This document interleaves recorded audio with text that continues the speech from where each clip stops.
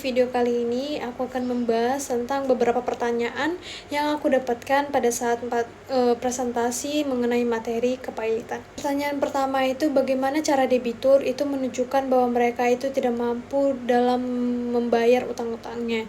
Yang pertama itu, mereka bisa mengajukan bukti kesulitan keuangan. Nah, debitur juga harus memberikan penjelasan mengenai kondisi finansialnya kepada kreditur, seperti penurunan pendapat, pengeluaran yang melebihi dari pemasukan, ataupun beban keuangan yang tidak terduga, seperti biaya medis ataupun yang lainnya. Nah, bukti-bukti juga diperlukan untuk dalam penunjangan mengajukan bukti kesulitan uang, seperti melampirkan laporan keuangan, slip gaji, ataupun dokumen-dokumen yang relevan. Yang kedua, kreditur harus memiliki etikat baik untuk melunasi utang-utangnya, misalnya dengan mengajukan penjadwalan ulang pembayaran, persyaratan baru, dan penataan ulang kewajiban finansial. Sikap kooperatif terhadap kreditur juga sangat diperlukan pada sesi ini. Dan yang ketiga itu meminta rekonstruksi kredit.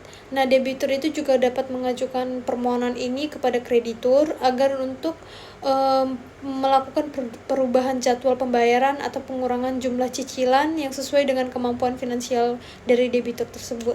Yang keempat itu menggunakan hukum kepailitan sebagai bukti bahwa mereka benar-benar tidak mampu untuk membayar utangnya.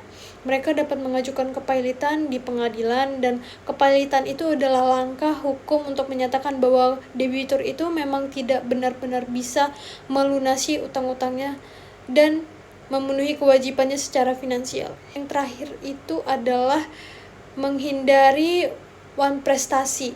Nah, debitur itu harus memastikan bahwa mereka itu tidak dianggap sebagai wan prestasi dengan memberikan bukti ketidakmampuan untuk membayar utang, bukan karena kelalaian atau niat buruk. Hal ini penting untuk menghindari gugatan hukum dari para kreditur. Pertanyaan kedua itu, bagaimana perlindungan nasib pemegang saham jika perusahaan mengalami kepailitan.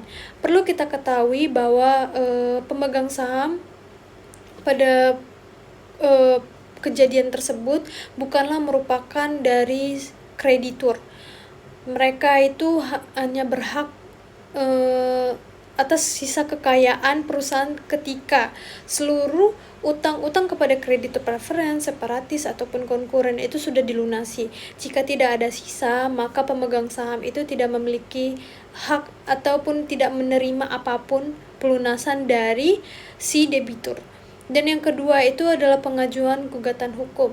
Jika terdapat kecurangan atau pelanggaran dalam proses kepailitan, pemegang saham itu juga dapat mengajukan gugatan ke pengadilan melalui Otoritas Jasa Keuangan atau bisa kita sebut dengan OJK.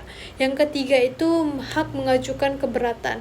Pemegang saham minoritas dapat mengajukan keberatan terhadap tindakan kurator atau hakim pengawas jika dirasa merugikan kepentingan mereka. Secara umum itu pemegang saham itu berada di urutan terakhir dalam pelunasan ataupun pembagian aset perusahaan yang pailit. Mungkin sekian penjelasan dari aku. Itulah beberapa pertanyaan yang aku dapat ketika aku melaksanakan presentasi di materi kepailitan. Jika kalian memiliki pertanyaan lain, saran, kritik, kalian bisa tulis di kolom komentar ya. Dadah.